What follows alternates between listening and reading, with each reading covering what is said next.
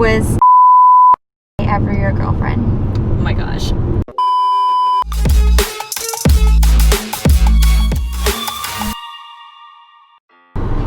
So we're on our way to the golf course, but I did post a Ask Me Anything, and so I don't really know what the questions are. My best friend and editor has all my questions, and so she's gonna just ask away while we're on our way, and hopefully I don't get so surprised. Ask Me Anythings are always like, you just really don't know what to expect. Yeah. You know? Okay. What is your best golf tip for a beginner? GSAP. I preach it all the time. GSAP stands for grip, stance, alignment, and posture. I guess you could just say GASP, but I say GSAP because I like that order better, and that's the basic fundamentals that you need for every beginner. It doesn't actually matter, even if you're like a expert or advanced, you need to make sure that your GSAP is in line, because you need to set your shot up for a perfect shot before you even begin. I even learned GSAP. Yeah, you did. First concert you went to? NSYNC. NSYNC or Backstreet Boys? Yeah, right. NSYNC. Okay, so funny story is I actually met Justin Timberlake at Lakeside Country Club, super private club. If you guys are aware, they don't even let girls there or women there on certain days. Anyway, so I met Justin Timberlake there, and I was sitting having lunch with somebody, and the one of the gentlemen that was invited to our group was like, yeah, I'm like homies with Justin Timberlake. I don't know if you saw, but he was on the range. And I was like, oh, I didn't see him. And we were eating together, and we look outside the window, and he was like, oh, Justin's right there on the putting green. And he was like, do you want to go out there and meet him? And I was like, yeah, but there's no phones allowed at this golf course. So like, obviously me being all about my phone and social media and this and that, like I bring it in case. Long story short, I did not get a photo with him, but the guy who introduced me, he was like, hey Justin, first name basis here, okay? He's like, hey Justin, this is Tish. She's good friends with Paige Renee, because he had just played with Paige in a celebrity event prior. And he was like, oh my god, Paige is such a sweetheart. Her husband is such a sweetheart. You know, me and Jessica Biel, okay? Freaking Jessica Biel. Like, you know, Jessica and I were just saying how beautiful of a couple they are. And I'm like, they're beautiful. Yes, they're my best friends. They're beautiful. But you guys are beautiful too. Like Justin and Jessica, like just talking to me as if like, yo, Jessica, just Jessica. I'm like, yeah, okay.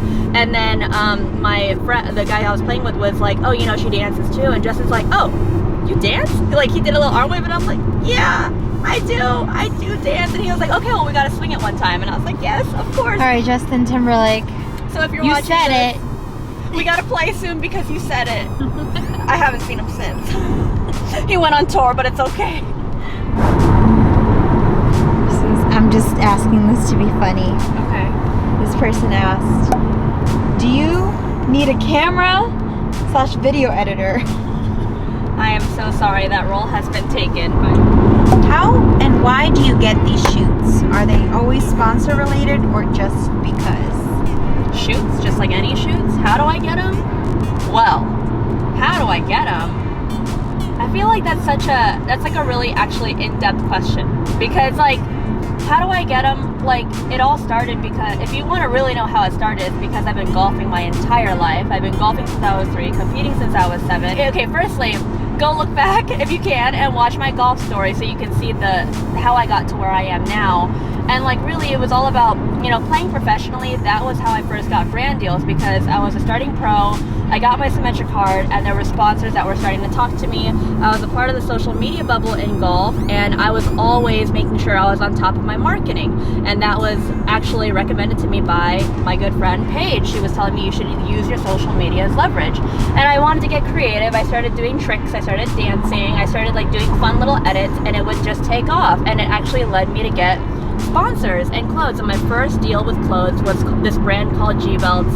I love them. They're fantastic. I will always remember the way I felt. I was at like 4,500 followers, and they said, hey, we want to send you some clothes. We want to send you some belts and hats. And I cried, because I thought that was like, I can't believe that happened. Like, someone just looked at my social media and thought, I want you, because you do so good at marketing, to wear my stuff and play professionally with it. And so that was the start, and that has just been what I've been doing for the last since 2015. It's been 5 years now. I just leverage, create content, build relationships along the way. Building relationships is the biggest thing. Like, I have met Cobra Puma since 2016, and it took me a year and a half of just showing my loyalty and telling them how interested I am in them before they even gave me a chance. And like, it was a lot of that. So like, it's not like I wake up and I just get these deals. It was a lot of curating these relationships with MasterCard, with Cisco, with AT&T. It's like getting to, like, finding a way for me to get in front of them and then proving myself and then sticking with them and being like, hey, I can do this for you, I can do this for you. It's always about what value am I going to bring to them that they don't have, because otherwise you could find another one of me. You can find another girl that's beautiful and can golf, but like, what is it that I could do different? Let me tell them, let me pitch them my idea, and then let's see if they'll want to work with me. And then that's how it all started. So it's not like, how do you get these shoots, really? It's like, what value am I bringing to them so that they will want me in their next shoot? Why are you so damn pretty? Thank you. I don't really feel that way, but I mean, I will say we just did, sorry, I'm driving with my knee, probably not recommended. Anyway, we did a swimsuit shoot, and I will say I do feel pretty in there, and I am a little scared to post it because I just don't do that, but here we are. Hit a 1-iron though. Yeah, I can. Alright, ready? Yes. Stay in the middle to turns. I'm sorry. What is your lowest golf score? By the way, your Insta is a fire. Thank you. Sorry, Siri, stop. Okay. Okay. Siri always kills moments. My lowest golf score non-tournament is 65. And then my lowest, I think, tournament score is 66 or 67. I did it in a qualifier. I made 7 birdies. 7 birdies and 1 bogey. So, Golf club you trust the most? oh, golf club, like actual in the bag. Golf club I trust the most would probably be my driver. I love hitting my driver, especially the new one that just came out. I have the latest Cobra driver. I think I'm allowed to say that it's a Cobra Rad driver, but R&D, it actually has a scientific meaning, not just like rad, that's rad. But yeah, driver is my favorite club. In-N-Out or Shake Shack? In-N-Out. Shake Shack? No, doesn't even make it. How do I evaluate my swing path and drills to improve it? Thanks, smiley face. How do I improve my swing path and drills? Mm-hmm. That's what they said. So some ways that you could work on your path, or at least gain awareness, is one, when you're hitting irons, okay, your divot is going to give you a best telltale of what your path is. So like, let's say, you make sure first that your aiming is correct, because if you don't know your aiming, then you'll never know your path. So make sure your alignment is correct, and then look at the direction of your divot so you get an idea of where your path is. And that to me is like the fastest way of receiving, feedback. And then go from there. If you see that your divots are aiming way left of your target, then clearly you're out to in. So let's work on hitting more down the line. That's why I think it's so important to put an alignment stick down, so that you can see the pattern of your divots, and it'll help you always literally stay aligned from head to toe. What do you like more, golfing or commentary? I don't know, because I feel like I'm always doing both at the same time. But if you're talking like hardcore commentary, I think I'd say I like golfing better.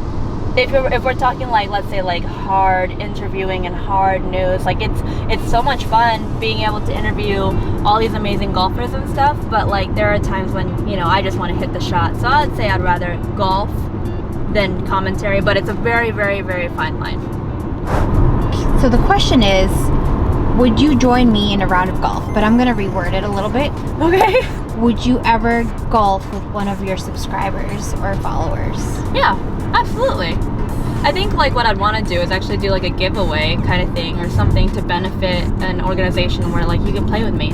It's really not like to me, I don't think of it like really as fans. I feel like that's a weird word. Like, I feel like we're just like friends. Like if you follow me, we're like friends. So yeah, of course, that'd be fun. Are you ready for this next question? I mean, yes, I think so. Okay. Was Tanya Tade ever your girlfriend? Oh my gosh. So I'm gonna say this now, and we are cordial. you know, like we're friends and everything. But yes, that's all you get. Next question. How do you keep yourself motivated? That's a good one. Well, for me, I feel like I've always been someone that needs to shoot towards like a goal. Like I'm very much like a ladder person. I always want to go higher or shoot for higher. But like for me, I think the biggest thing, this is where I know. Oh my gosh. Okay, anyways, I think that like the biggest thing is for me, I don't like to do just one thing. You know, I have many different pillars that I focus on in my career, like whether it's teaching and commentary and dancing and actual golf content, vlogging, you know, whatever, being a personality. So for me, it's easy to stay motivated because one, I absolutely love what I do, and when you like really love what you do, it just isn't that hard to be passionate and motivated. But two, it's like when I feel burnt out in one area, like let's say I've been focusing too much on like content creation and I have no more ideas, well, like okay, I have teaching to lean on, I have, you know, hard news and like being a broadcaster to lean on. And so whenever it gets hard, I just kind of switch it up. I'm always someone that wants to be different or do something different and like challenge whatever that next tier is for whatever the pillar is. How's your wrist? It's better. Wrist is definitely better. I still am going to PT for it, but more for PT for my hips because I do have a torn labrum. So when I do too much with it, it affects me, and my left hip has been a little in pain because of the overcompensating. But in terms of wrist is way better. It still cracks. I still have to stim and ice it, but it's getting there. It's definitely a lot stronger. It can take an impact of a golf swing at least, and with icing after. Oh, this is sweet. Not a question, but just a comment. You are amazing. Your positive attitude is so refreshing. Thank you. That's so nice. So sweet. Thank you. That's just nice. That's Shout out just to being nice. 66 Pens 87. Thank you. That means a lot. I mean, it's not like every time, like, you know, not everyone is always going to be super positive every time, but like I feel like partially waking up and like hopping on social and like creating content and like making other people smile is like the thing that makes me so happy, and like bringing that positive energy. I would hate for someone to come on my feed and be like, I don't like that energy. I don't like those vibes, you know, like I want someone to always like smile when they go on my page. So that makes me so happy to know. Okay. As a golfer, do you ever expect your feet to get as tan as the rest of you? Oh, honestly, never in my life. It's just never gonna happen. I will literally be in the grave with white feet. What is your favorite off-camera moment while covering professional golf? Oh my gosh, favorite off-camera moment? I wouldn't even say it's off-camera, but it was like, because I was recording, but I don't know if we put it up anywhere. But like one moment was when Bryson won the US Open. There's no fans. This just happened. And he just won. He is now on his way to the step and repeat, where he's going to be in front of every single major platform and TV network to answer questions. And because there's no fans, like a lot of the networks are just asking via Zoom. And we're standing there, or I'm standing there, he's sitting there, and he was like, I legit cannot start the interview until I have my organs. I need my chocolate shake. And at first, all of us were like, okay, like he's a US Open winner, get him whatever he wants, you know, he's basically the king now, like do whatever he needs. And he like just sat there, he was like, so what's up, you guys? And we're like, we're just waiting to start the world of interviews because you need your shake. And finally I think it was his agent or his caddy, oh my god, stop. Okay, his agent or his caddy got him his Orgain's milkshake, and it's not because he was being a diva, you guys. Like, but for a minute we were like, oh my god, that's like extra. But he needed, like contractually, he has to have all his sponsors visible for interviews, especially as big as that. So that's why he had to have Orgain's besides his US Open trophy. So yeah, that was like a fun moment. I've had definitely a few moments, like I've had fun off-camera moments with like Dustin Johnson, and he was very complimentary to me. I asked him to sign a giveaway or whatever, and he was like, oh, I've been seeing you around.